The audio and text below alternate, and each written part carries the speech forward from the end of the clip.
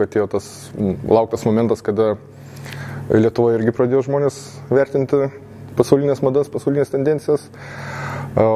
Mes iš tikrųjų džiaugiamės, kad atsirado daugiau gamintojų, kadangi tai padeda to pačiu ir mūsų pardavimams. Realiai, tai kuo didesnė konkurencija, kuo didesnis, sakykime, pasirinkimas, tuo labiau verčia mus tobulėti ir kurti naujas rūšis.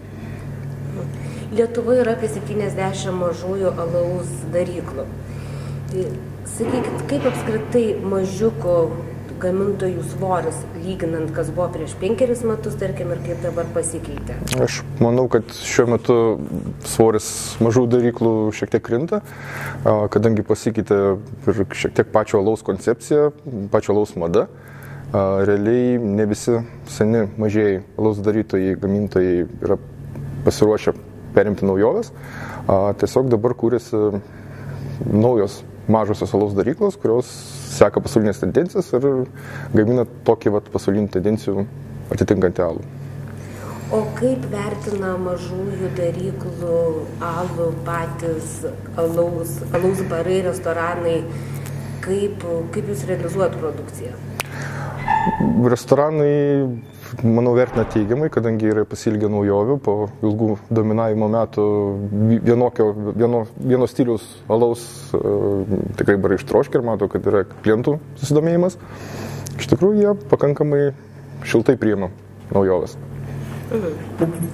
Kiek alaus rūšių gaminat ir kokios populiariausios?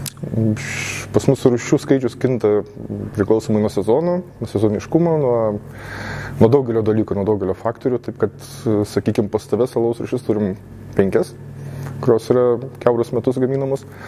Kitos jos yra kaip naujovės, ateina, išeina, tarkim, kaip tam tikri stiliai yra gaminami tik tai griežtai rudens arba žiemos arba pavasario sezonų. Ir kokias įvertintumėt sėkmingiausias rūšis? Šiai dienai tai turbūt populiariausias yra IPOS, aišku, savaime, pati pirmoji humulupų IPA ir taip pat lageris. Tas senasis, prie ko pripratę yra mūsų vartotojai. Ir kokios būtų alaus tendencijos, kaip įsivaizduot, kaip keisis vartotojų pomėgiai? Manau, kad šiek tiek bus reversas atgal, kada bus grįžimas šiek tiek prie tradicijų, prie istorinių šaknų.